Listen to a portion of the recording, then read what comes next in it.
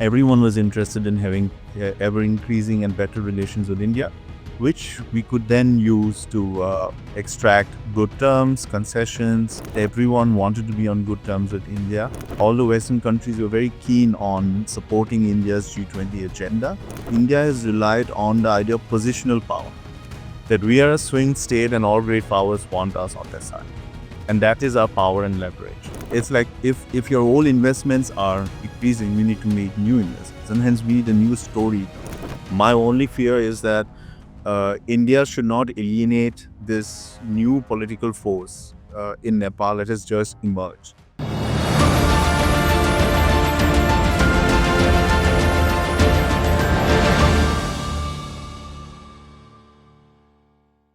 So, hello and welcome to the HD podcast. I'm your host, Shashank Mattoo, coming to you from a very cold and rainy day in Washington, D.C. But I'm coming to you because there is a interesting topic that we need to discuss. For the last 3 or 4 years, if you've been paying attention to Indian foreign policy, there has been one concept that everyone has been talking about, which is India's sweet spot. India's foreign minister has talked about it. Scholars and intellectuals have been talking about it.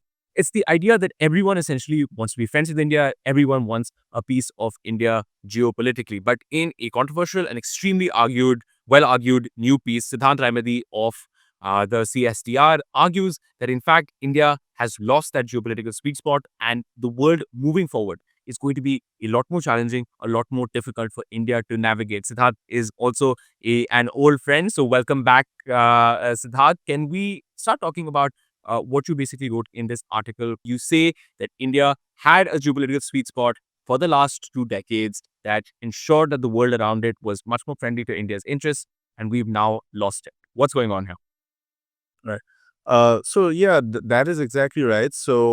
We did have a sweet spot based on various factors, but the very short version is that the US invested India as a future strategic partner, as a counterbalance against China. This incentivized China to show restraint and to also be more conciliatory towards India to prevent the coming together of US and China. At the same time, until recently, Russia also had a hedging approach towards China, which required it to invest in the relationship with India, both as a restraint on China and also as an insurance policy in case its relations with China went to a downturn. So this was the basis of a sweet spot, which meant that everyone was interested in having ever increasing and better relations with India, which we could then use to extract good terms, concessions, in order to enhance our own status and power in the world. Right. So, if I'm getting you correctly and just reading from your piece, you basically say that that sweet spot that India had lasted between 2001 and 2019. And basically, the bedrock of that was that India's economy was growing. And so, America wanted a piece of India, it wanted to reset its relationship with New Delhi. And so, it did the India-U.S. nuclear deal that improved the India-U.S. relationship. You had China that basically realized that India's economy was growing and that it wanted a stable, predictable relationship with India. It also didn't want to push India too close to America, as you were saying. And also, everyone else in the world was also much more interested in India's growth story, wanted to cooperate with India and build that relationship. Could you tell us a little bit about this sweet spot? What benefits did it bring for India? Did we actually use that sweet spot well over the last 20 years? Right. That's exactly right, that everyone wanted to be on good terms with India, which really meant that there was a high acceptance and a willingness to understand and even tolerance of India's uh, occasional quirks, let's say, right? One very core concrete example is that because of the sweet spot, back in 2018, India could buy and purchase the Russian S-400 defense system, and India was still gain an exemption from the sanctions that the US wanted to put on any country that had bought the system. Now, if you recall back then, the Defense Secretary James Mattis basically went around explaining the rationale for that, which is that we are building a long-term partnership with India.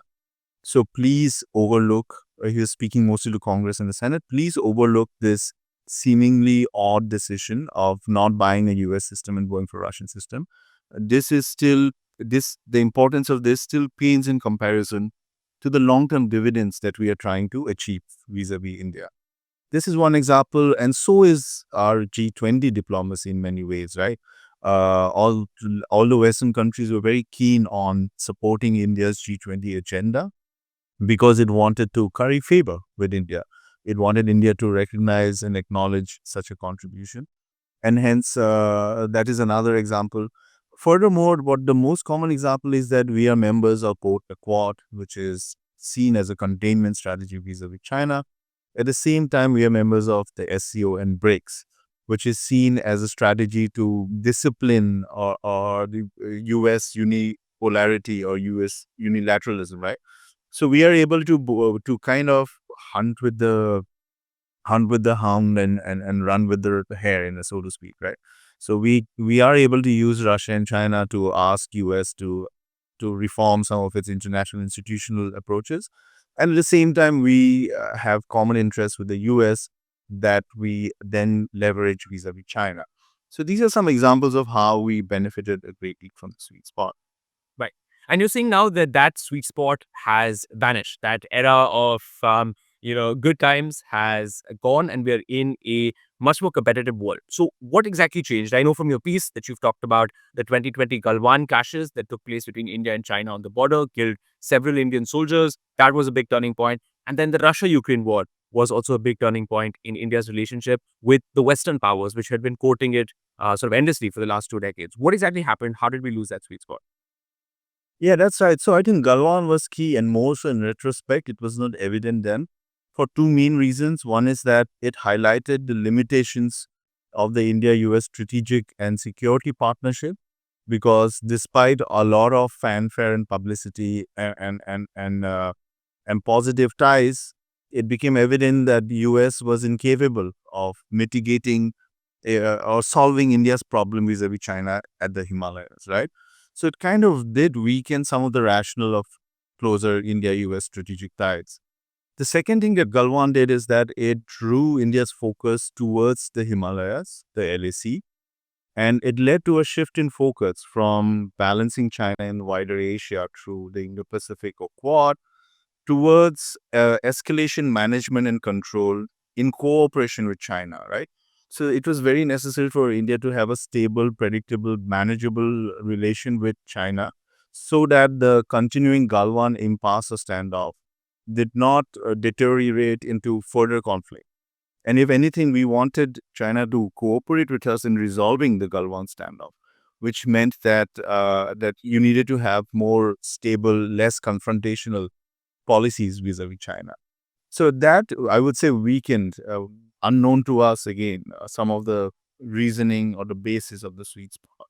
Right now, the Russia-Ukraine war also occurred within 2 years of that, and very simply, what it did is that that a lot of the sweet spot was driven by a certain romantic view in the U.S. of the value of India strategically.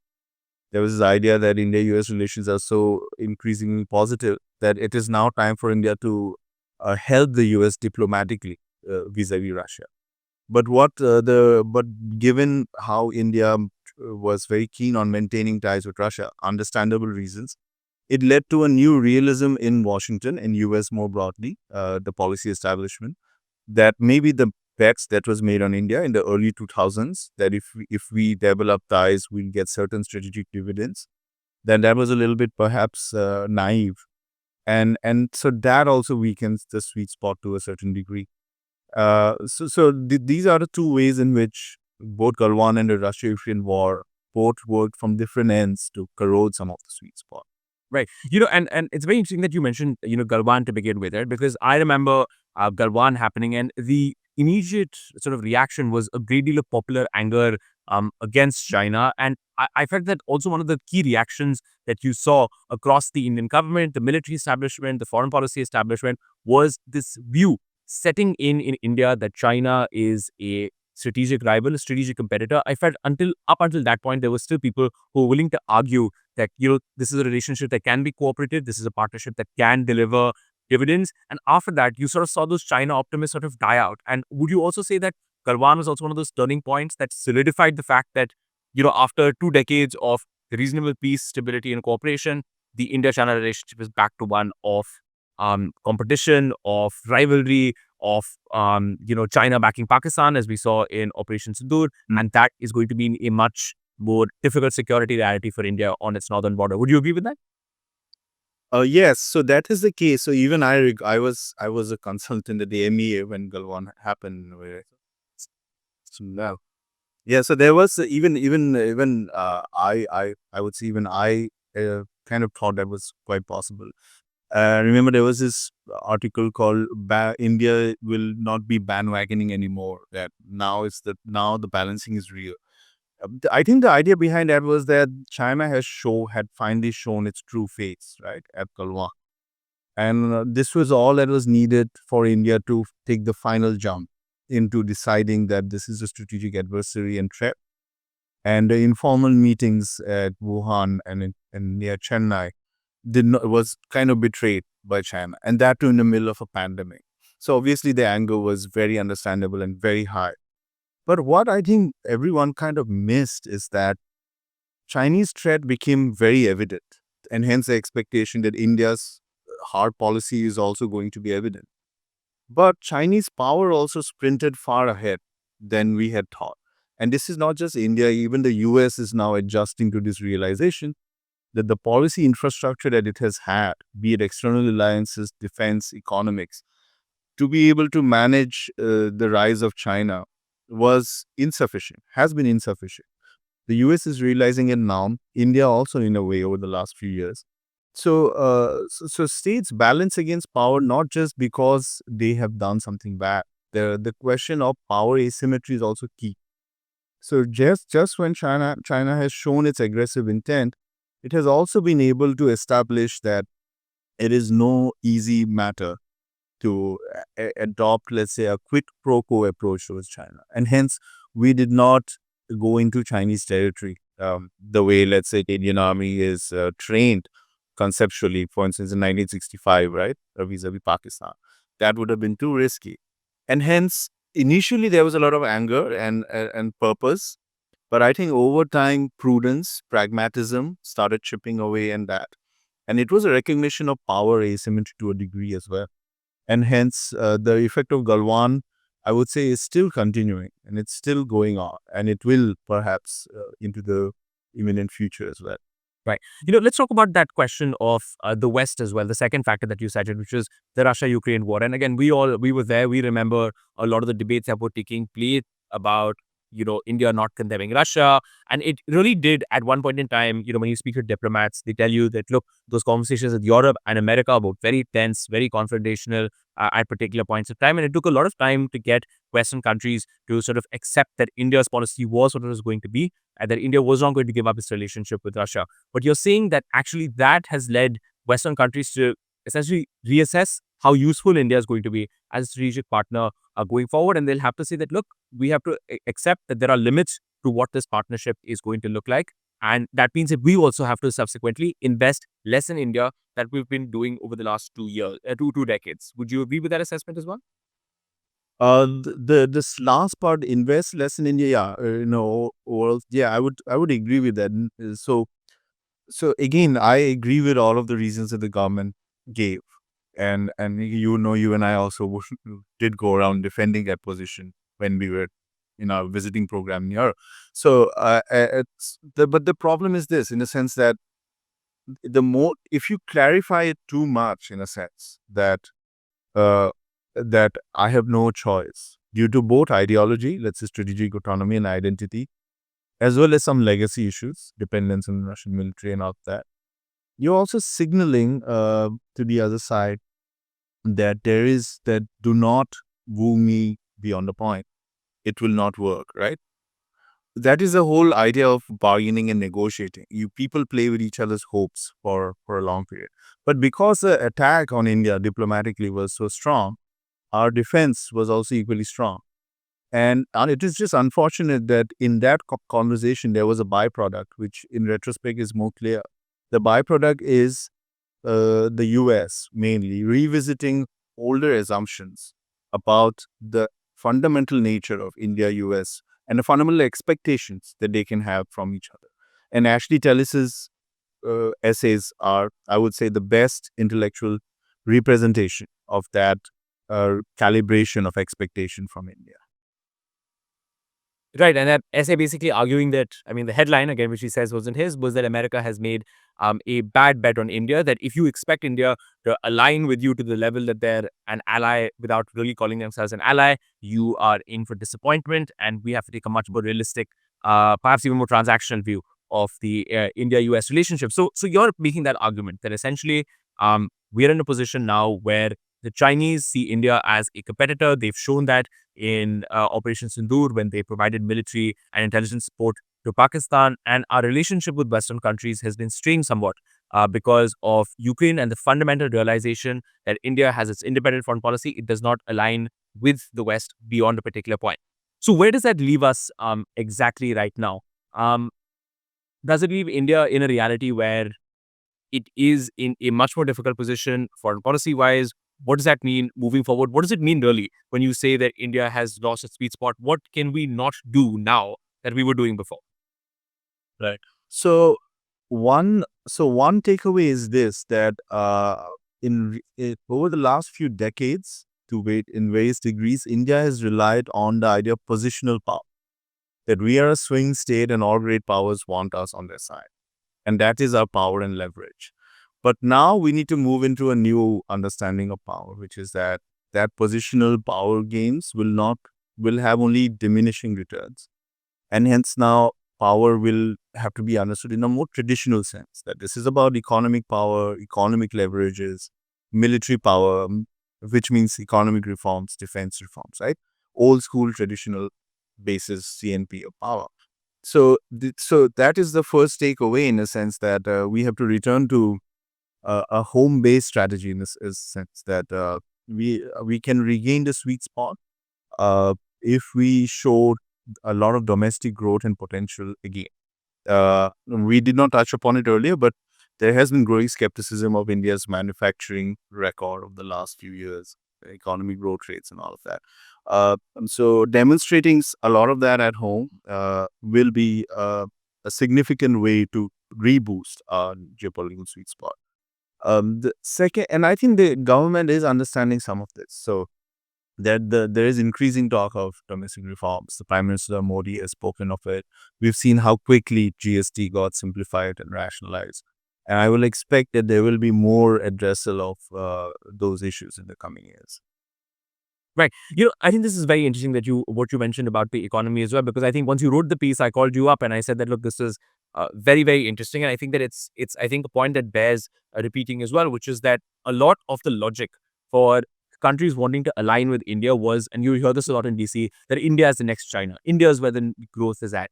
And this is the country that we want to align with and get much closer to. But if the Indian economy slows, then India's attraction as a partner diminishes as well. And so, in addition to what we've seen with the West and what we've seen with China, if India's economy slows, then we're really in for a difficult spot. When you talk to people, when you travel, you talk to folks in the Western world as well as China, what exactly are they thinking about India's economic growth story? The government says there's still some juice, there is growth, it's just a lot of global headwinds. Other people have raised much more difficult structural concerns about the Indian economy. So, when you talk to people abroad, what exactly are they saying about the Indian economic story? Yeah, so it's a similar story of over optimism and now overcorrection, right? The same as expectations from the US about strategic partnership. So I think and also the Indian economy did have significant positive markers and achievements. It is still the fastest growing democracy and all of that. But I think there's been a shift from just being satisfied with that headline news kind of an analysis, fastest growing, large middle class, growing middle class, all of that. There has been increasing a deeper look into some of the bases of Indian economic health and power, right? And hence the stagnant manufacturing is noted more and more. There have been also there have been decreasing investments, FDIs, into India over the last few years. I think these are stories that Indian audiences are also more and more aware of today. And also when the tariff threats had occurred, when Trump imposed those tariffs, there's a lot of conversation as to if China could negotiate with the US by threatening to cut off the supply of rare earth, Is there also something up India's sleeves, a coercive countering element? And I think the consensus has been that that we don't have as strong a leverage as a Chinese economy vis-a-vis the U.S. So so I think overall, based on my conversations and simply going through media reports, there is a growing skepticism towards India's economic future as well.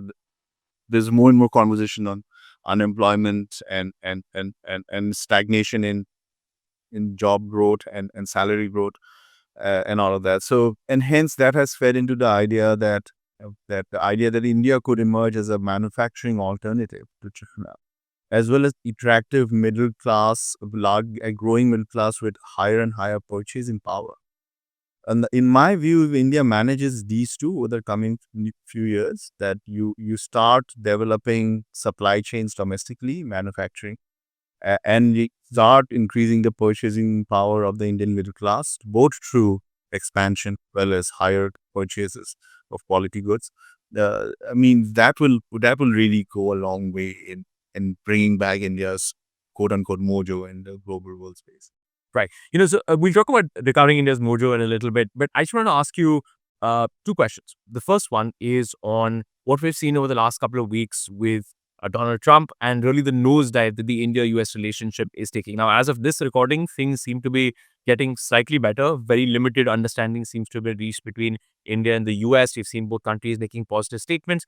But how do you see the last couple of weeks, what we've seen with the 25% tariffs on buying Russian energy, and just some statements that have come out about from the Trump administration, the public hostility towards the United States now in India. Where does that leave the India-U.S. relationship, and how does that fit into the analysis that you're making about the India-U.S. relationship becoming much more transactional, and therefore much less reliable for India in the long term? Right. So that's a great question, and it's very tricky. And I mean, answering it, I might be repeating some of your own observations because I've been relying on you for the insight in Washington. But my own sense from here is that we need to make a analytical distinction between U.S. grand strategy shift, which is more long term, which is more understandable, predictable, and the personality of the Trump administration. Right. So starting with the latter, which is, I think that, and I've argued uh, towards this previously, that President Trump may not be as interested in the containment of China as previous presidents, including himself during his first term. There are many reasons behind it. And recently, there has been a leak of the Pentagon upcoming national defense strategy, right? And according to the leak, the UN wants to pivot from containment of far off threats such as Russia and China towards protecting the Western Hemisphere, which is securing borders, going after drug traffickers. The recent attack off the shores of Venezuela is used as an example, right? Now, again, we don't have to immediately fall for that. This may be a bait to China as well, so that China, she picks up the call and agrees to a summit with President Trump. But till the time that it lasts, what it means is that India's value that as a counterbalance to China is almost non-existent, if not very, very low for the Trump administration. Which then, and also the US bet and investments since 2000 in the relationship, from trade to space to modular reactors, education, people to people, the whole breadth of it, right? That it seems this Trump administration does not really care about too much. It's willing to throw that under the bus in order to get immediate benefits, whether it be being able to take credit for operations for the ceasefire of May 10th, or to be able to show to his domestic base and the Europeans that he is being tough on Russia by being tough on India, right?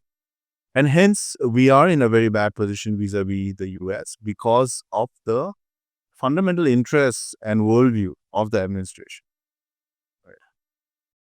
And I think that what I really enjoyed about your piece was, I think that you had a very different approach from a lot of people talking about this issue, right? Because when you see people talking about, oh wow, our relationship with America has suffered a great deal, the answer is, among some people at least, is that no, let's work to restore our relationship with China, reduce hostility there, try to align more with Europe and other countries, improve our relationship with Southeast Asia. And I think that you argued that, look, what was really interesting about your piece was that you said that, look, that is secondary, right? Stop playing these positional games of, if America does this to us, we will move closer to Russia and China. If Russia and China do something to us, we move closer to America.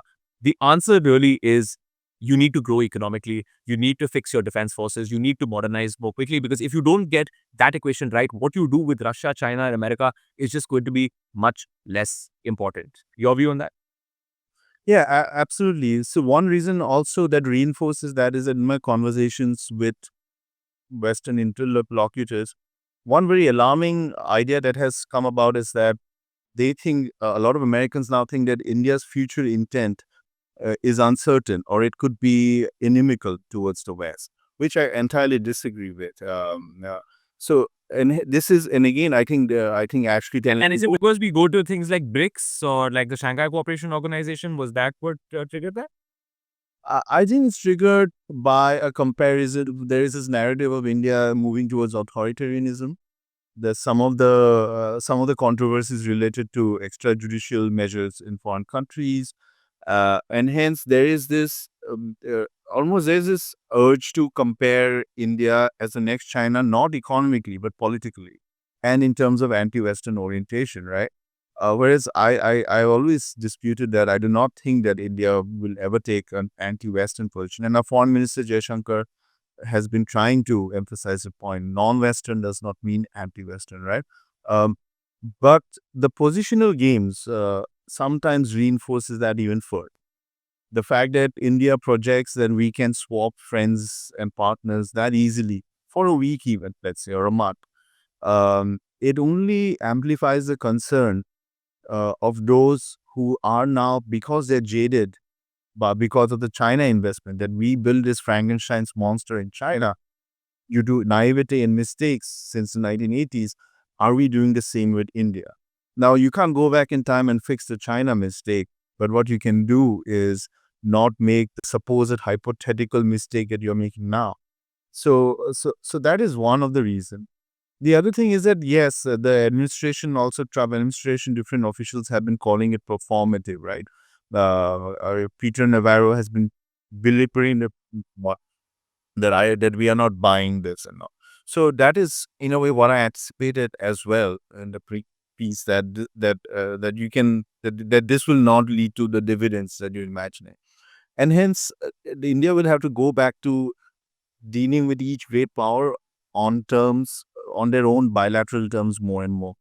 So with the US, if your entire rationale for improving relations was that we are both democracies and that the China threat is a common threat, given that the Trump administration may not see China as a long-term threat or rival, or India as a viable answer to it, even if it was, then you need to have a new rationale, a new purpose for this relationship, right? It's like if your old investments are decreasing, you need to make new investments, and hence we need a new story in a way, Right. which will already as a old story, but it will still be enough to continue the momentum of a lot of significant cooperation that has been built over the many years. Right. Could I ask you then two final questions just to close out in terms of what we do now? Because you've painted a fairly stark, and I remember reading this piece and saying, wow, that is bleak. But the more I read it, the more I realized that there is a lot of merit to the arguments that you are making. There are diplomats that I've sent your piece to who have sent this, and they say, yeah, it's we are in a challenging position that is very different from where we were just this time last 2 years ago, because that was when G20 was happening and everyone was very upbeat, very optimistic about India's foreign policy, about its position in the world, and a lot of that is a lot more uncertain now. So let me ask you two questions to close out. Number one, what do we do exactly at home? If you had a top three items agenda for what needs to happen to strengthen India at home, because as you point out, these positional games of India, Russia, America, that is second. What you do at home matters. So what does India need to do at home? I think the answers that I'll be mentioning are not at all novel. These are things we've known for many years. One is a second generational economic reforms to kickstart manufacturing, deregulation more and more, simplification of tax codes, creating more predictability for investments for a security. The GST was a great step, so that will anyway help. Yeah, reforms in land, labor especially, and creating that environment. So we need to pivot very, very strongly towards an impression rather than tweaks. Even in reforms, the danger is that we will just pull levers and tweak things here and there because of constraints, which are understandable, political. And in such a large country, you cannot move too fast without a lot of people falling off a Indian railway train, right? So that's an effigy that people carry also. So despite the risks, there needs to be bipartisan, greater conversation, consensus uh, about what is in the Indian national interest. And there has to be a bipartisan political consensus also to back. Uh, and we used to have this a lot in the 2000s, be it on a nuclear issue or even the GST and other issues, right? That political parties would support each other despite small complaints here and there. Second is, of course, defense procurement reforms. We have not even touched upon the most acute security threat over the coming years, which is a Pakistan-China cooperation and synthesis. Call it what you want. But that is the most acute security threat, I would say, that India has faced probably in a long, long time. So that will require increased military spending for sure. Reforms in the way in which we design, develop, procure armaments, and also increasing military imports because to mitigate against the losses of squadron strength that we are going through and all that. And the sooner the better. Ideally, it should have been yesterday. But these are the steps India needs to take, right? And If I could ask, what happens globally when you look at the fact that, as you're pointing out, this China Pakistan condominium is developing. China is providing what 80% of Pakistan's military equipment. There's a sense that they will transfer highly advanced military technology to Pakistan precisely because they want to contain India. At the same time, you see the Indian government trying to stabilize the relationship with the Chinese. At the same time, we're trying to ensure some level of stability with the Americans. This was again a country that we thought we would get closer and closer to as the years went by, as China's power grew, and we wanted to balance that power together.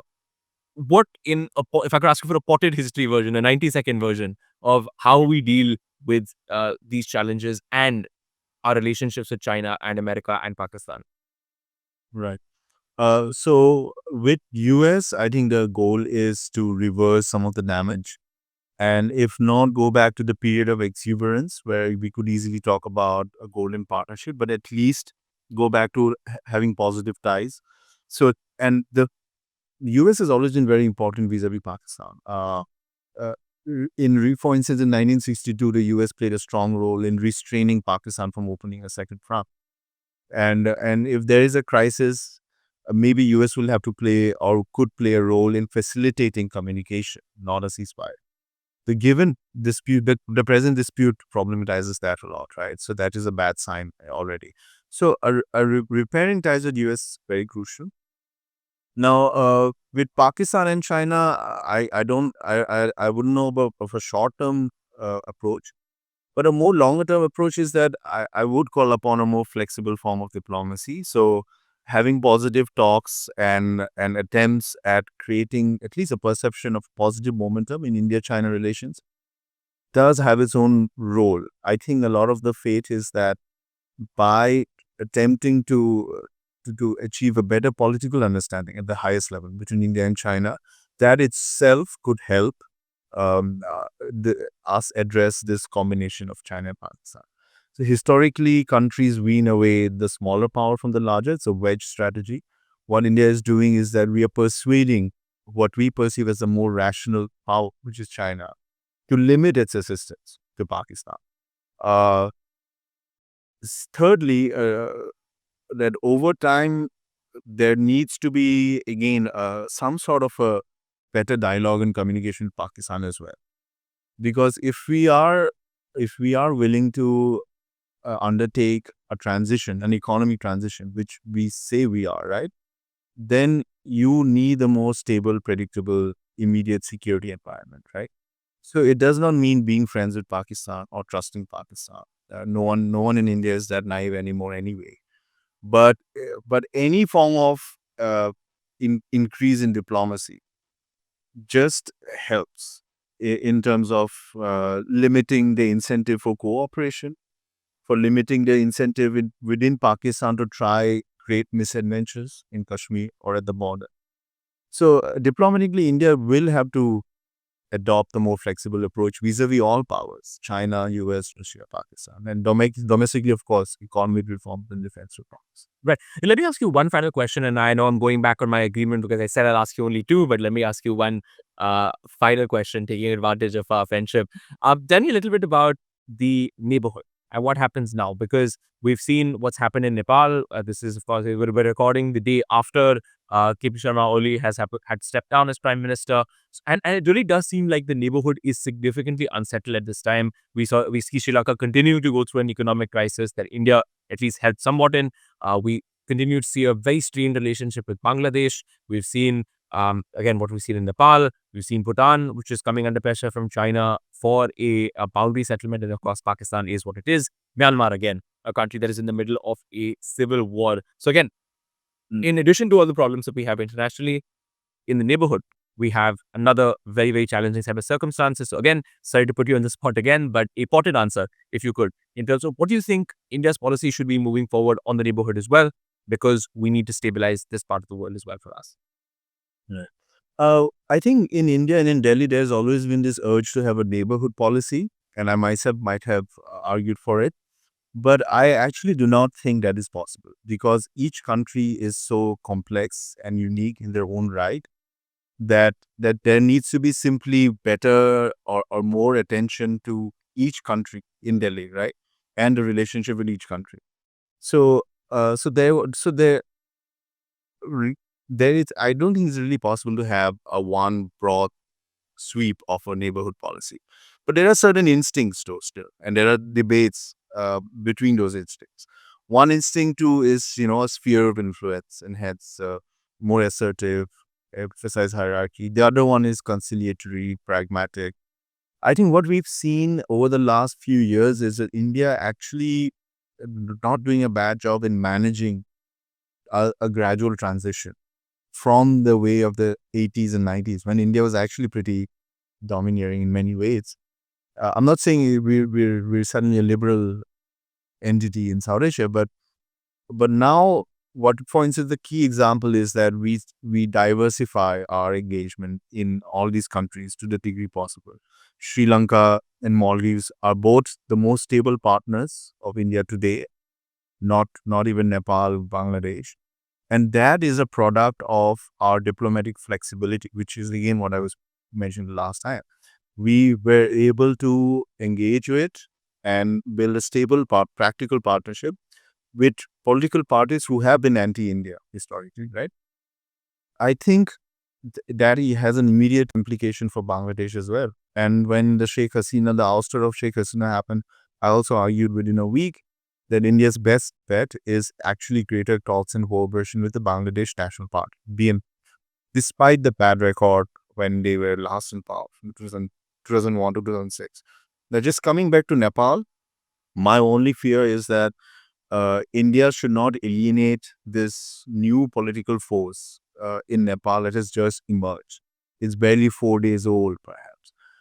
A loose coalition of various students and organizations, right? So I think there has been a learning curve from Bangladesh, and hence Indian approach will not be to immediately criticize this movement or alienate it. I think it will be more careful than one might expect. Right.